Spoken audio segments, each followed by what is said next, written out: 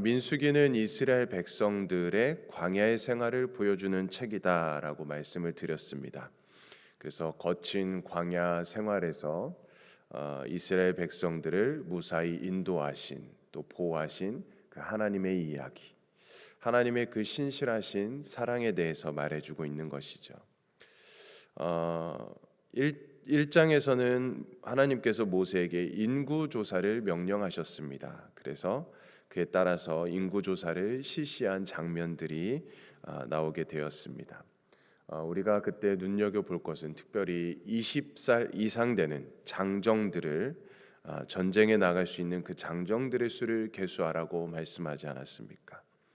하나님의 군대로 그들을 삼아가지고 그 광야의 거친 길을 가는 동안 또 그들이 더 훈련되어서 또 어떤 일이 생길지 모르는 거잖아요. 광야라는 것이. 그래서 그 백성들을 또 보호하고 또 무엇보다도 가나안 땅에 이제 입성하기 위한 그런 전쟁을 준비하기 위해서 장정들의 수를 계수하였습니다. 그래서 그 이스라엘 백성들을 하나님의 군대로 삼아서 이제 광야를 지나가며 이제 가나안 땅에 입성시키도록 하기 위한 것이었죠. 어떻게 보면 그것은 우리에게도 마찬가지입니다. 우리가 하나님의 백성이 되어서 동시에 하나님의 군대가 되는 것이죠. 영적 전쟁이라고 하지 않았습니까? 그래서 우리를 군사로 부름받아서 광야와 같은 이 세상을 살아가면서 영적 전쟁을 싸우고 마침내 하나님의 나라에 이제 입성하게 되는 것이죠. 마치 광야를 지나 가나안 땅에 입성하는 그 이스라엘 백성들처럼 우리들도 하나님의 백성으로서 이 광야와 같은 이 세상에서 살아가다가 나중 우리 최종 목적지는 하나님의 나라 천국인 것입니다. 자, 그러므로 오늘 본문은 이제 광야에서 진을 치고 또 그들이 행진할 때의 모습을 보여주고 있습니다. 그 이스라엘 백성들의 모습을 통해서 우리는 영적 군사로서 어떻게 훈련받을 수 있을까, 그런 것들을 교훈을 해주고 있는 말씀이라고 하겠습니다. 죄송합니다. 오늘 본문을 간략히 말하게 되면은 이스라엘 백성들이 광야에서 이제 진을 칠 때 또 행진할 때에 그 위치가 정해져 있다라는 것입니다. 오합지졸처럼 아무렇게나 그들이 막 행진하거나 또 진을 치거나 하지 않았다라는 것입니다. 무엇보다도 중요한 것은 그 진을 칠 때에 그 중심에 뭐가 있었느냐라는 것이죠. 그 중심에 바로 성막이 있었다는 것입니다. 회막이라고도 하고 성막이라고도 하는데 그 성막을 중심으로 이제 동서남북 이제 그 사방으로 진을 친 것입니다. 12지파가 동서남북으로 나뉘어서 각각 세 지파씩 진을 치게 되었습니다. 세 지파가 이제 이렇게 묶여가지고 뭐 제1 1대 또 2대 3대 4대 이렇게 진을 친 것이죠.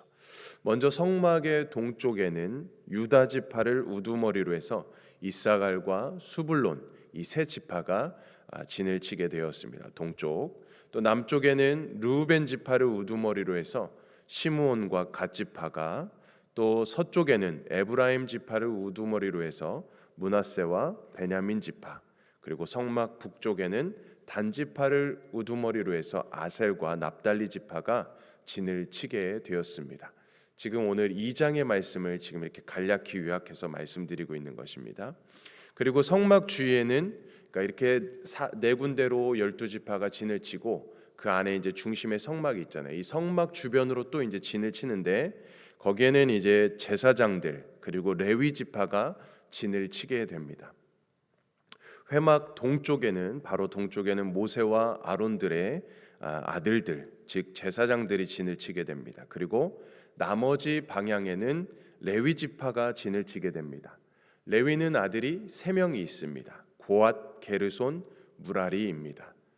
그래서 제사장들이 동쪽, 그리고 이제 레위 지파의 자손들 세 자손들이 이제 나머지 남쪽 또 서쪽 북쪽에 진을 치게 되는 것이죠.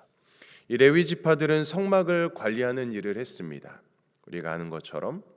그래서 고앗 자손은 주로 성물을 관리하고 게르손과 무라리는 성막의 휘장 그리고 말뚝을 관리했던 것입니다. 이렇게 성막 주위에 제사장과 레위 지파들이 진을 치고 조금 더 떨어져서 12지파가 4개의 방향으로 진을 치게 되었습니다. 이렇게 그림을 찾아보시면은 이제 뭐 그런 그림이 있더라고요. 이렇게 십자가 모양으로, 그러니까 동서남북 해가지고 십자가 모양으로 그 중심에 이제 회막이 있고 그렇게 진을 치고 있는 그런 모습도 보게 되는데 참 은혜가 되더라고요. 이제 그렇게 사방으로 진을 치고 있는 것입니다. 그리고 행진을 할 때는 유다 진영이 이제 선두에 서는 것입니다. 그리고 그 다음에 루벤 진영, 그리고 가운데에 또 성막이 있는 것입니다. 그 다음에 에브라임 진영, 그리고 마지막에 단 진영 순으로 행진을 하게 되는 것입니다. 행진할 때 또 진칠 때 항상 회막이 중심에 있었다라는 것이죠. 뭐 서로 이게 이제 서로 이렇게 뭐 네가 왜 앞에 서냐, 네가 왜 뭐 뒤에 서냐 이렇게 하지 않았다라는 것입니다.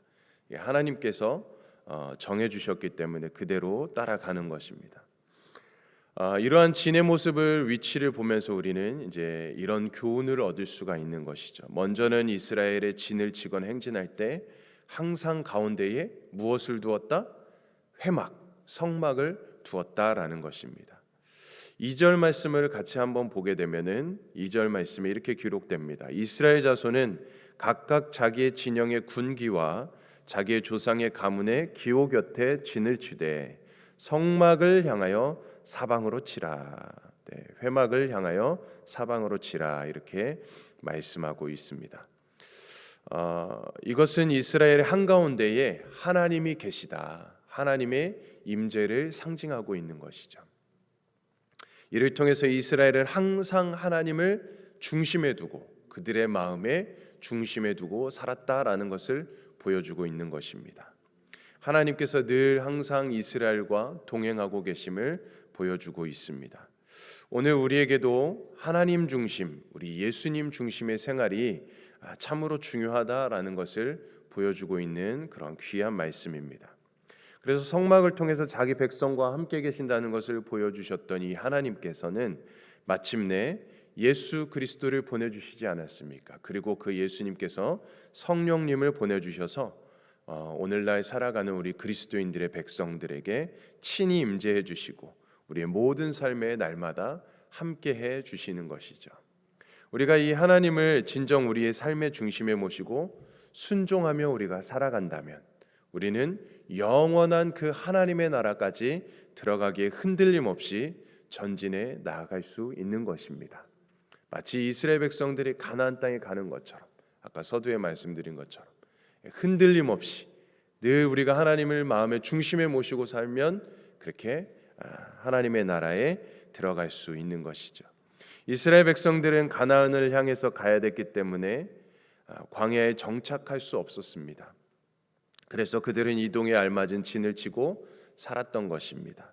그들의 목표는 약속의 땅 가나안이었습니다. 오늘 이 땅에 사는 우리의 모습이 이와 같습니다. 성도는 이 땅에 나그네다라고 히브리서는 말해주고 있습니다. 우리는 나그네와 같은 삶을 살아가고 있지 않습니까? 우리의 목적지는 어디입니까? 하나님의 나라, 하나님의 나라입니다. 그러므로 이 땅에 사는 우리는 우리가 이 땅에 영원히 사는 것이 아니라는 것을 우리는 기억해야 합니다. 이 땅에 소망을 두지 말아야 되고 또 이 땅에 있는 것들에 집착하지 말아야 하는 것입니다. 우리가 이 사실을 망각하는 순간 우리는 하나님 나라의 백성다움을 잃어버리고 마는 것이죠. 우리가 천국의 소망을 잃어버리고 이 땅의 것들에 집착한다면 우리는 하나님 중심의 삶을 살아갈 수가 없을 것입니다. 이웃을 돌볼 수도 없을 것입니다. 물론 이것이 말처럼 쉽지만은 않을 것입니다. 그래서 우리는 날마다 선한 싸움을 싸워야 되는 것입니다. 구원의 완성을 이루어 가야 되는 것입니다. 애쓰고 힘쓰고 그냥 되는 것이 아무것도 없습니다. 대가를 치르고 대가를 지불해야 되는 것이지 않습니까? 다음으로 하나님은 이스라엘 백성들이 진을 칠 위치를 정해 주셨다라는 것입니다. 아마도 이 일을 백성에게 맡겼다라면 서로 우선권을 가지려고 싸우지 않았을까? 또 모세에게 결정하도록 했다라면 그들은 아마 또 모세와 싸웠을 것입니다. 아까도 이야기했듯이 하나님께서 정해 주셨습니다. 그것에 그들은 순종했다라는 것입니다. 순종함, 그것이 너무나도 중요한 것이죠. 하나님께서 하시는 일은 가장 아름답고 선한 일입니다. 하나님께서 하시는 일에 사람이 감히 불평할 수 없는 그런 거기 때문이지요. 그래서 우리도 모든 일이 하나님의 뜻대로 이루어진다는 그 믿음을 가지고 사는 사람들은 잠잠하며 감사하며 순종하며 살아가는 것입니다. 하나님의 정해주신 위치를 따라 진을 쳤으므로 이스라엘은 매우 아름답고 질서 있는 모습을 갖추게 되었습니다. 이스라엘 백성을 저주하라고 부름받았던 이 발람은 민수기 24장 5절에서 이렇게 감탄하였습니다. 야곱이여 내 장막들이, 이스라엘이여 내 거처들이 어찌 그리 아름다운고라고 감탄했다라는 것입니다. 이처럼 하나님께서 우리를 위해서 하시는 일은 이렇게 아름다운 것입니다. 선한 것입니다. 자, 그런데 만일 우리가 우리의 위치를 선택하게 된다면 우리는 어떻게 될까요? 세상 사람들과 별로 다를 것 없이 우리도 서로 좋은 자리, 높은 자리를 차지하기 위해서 싸워야 하는 것일까요? 이때 우리는 예수님께서 친히 우리에게 가르쳐 주신 그 교훈을 따라야 되겠지요. 마태복음 20장 27절에서 이렇게 말씀합니다. 너희 중에 누구든지 으뜸이 되고자 하는 자는 너희의 종이 되어야 하리라. 기꺼이 낮은 자리, 섬기는 자리를 선택해야 된다라는 것을 우리에게 말씀해 주고 계십니다. 이스라엘 백성들은 이와 같이 배치되어서 각각 자기의 위치 그리고 자신에게 맡겨주신 그 임무를 따라서 감당하게 되었습니다. 그들은 자기 자리를 지키며 다른 사람들과 협력하였습니다. 효과적으로 진행하며 적을 물리칠 수 있었습니다. 이처럼 하나님의 나라는 질서와 평화의 나라, 아름다운 나라인 것입니다. 오늘 교회도 마찬가지입니다. 하나님께서 우리에게 각자의 위치를 정해주시고 또 각자에게 사명과 또 직분과 임무를 주셨습니다. 우리가 각자 자기의 위치에서 섬기고 또한 서로 협력해 나갈 때 교회가 바로 설 수 있는 것이죠. 모든 성도가 자신의 위치와 임무를 알고 잘 감당하는 교회가 살아있는 교회가 되고 능력 있는 교회가 되는 것입니다. 이런 교회라야 하나님의 일을 힘있게 감당할 수 있는 것이죠. 그러므로 오늘 광야의 이스라엘 진의 의미를 우리는 잘 기억하시기 바랍니다. 이스라엘은 성막을 중심으로 진을 쳤습니다. 이는 하나님 중심으로 산다는 것이고, 하나님 중심으로 산다는 것은 무엇입니까? 말씀 중심으로 산다는 것입니다. 예수님 중심으로, 그 말씀 중심으로, 그 말씀에 순종하면서 살아간다는 것입니다. 우리는 말씀을 따라 가기도 하고 때로는 말씀을 따라 멈추기도 합니다. 그때 우리는 광야 같은 인생길을 능히 걸어갈 수 있다라는 것이죠. 뿐만 아니라 때를 따라서 필요를 공급하시는 그 하나님의 은혜를 우리는 경험하면서 하나님 안에서 안식과 평안함을 누릴 수 있는 것입니다. 우리 양육반 하시는 분들은 아실 것입니다. 수레바퀴를 생각하면 됩니다. 수레바퀴의 중심축에 뭐가 있죠?